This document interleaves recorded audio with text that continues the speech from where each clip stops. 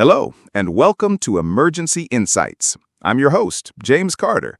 Today we're focusing on a critical and all-too-common presentation in the emergency department, the chronic obstructive pulmonary disease exacerbation. Managing a COPD exacerbation effectively requires a swift and coordinated response.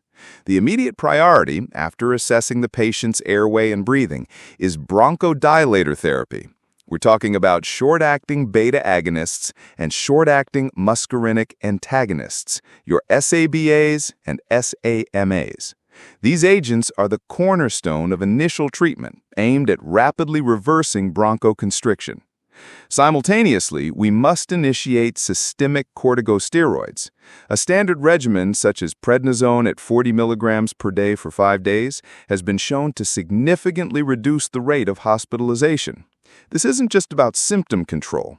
It's about altering the inflammatory cascade that drives the exacerbation. Now, a point of nuance: antibiotics. The decision to use them shouldn't be a reflex. They are indicated specifically for patients with signs of a bacterial infection, most commonly identified by an increase in purulent sputum, or in severe cases requiring hospitalization. It's crucial to be guided by local resistance patterns. Remember, the overuse of antibiotics not only fails to help the patient, but also contributes directly to the growing crisis of antimicrobial resistance.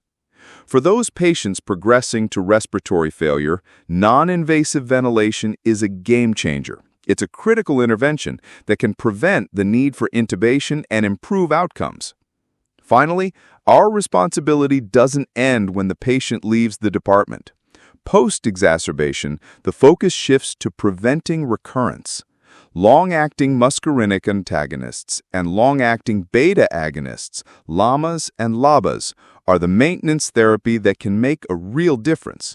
But the best inhaler in the world is useless if the patient doesn't use it.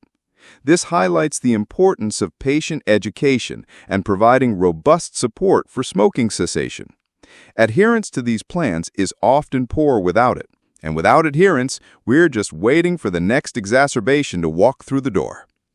That's all for this episode of Emergency Insights. Thank you for joining me, and I look forward to our next discussion.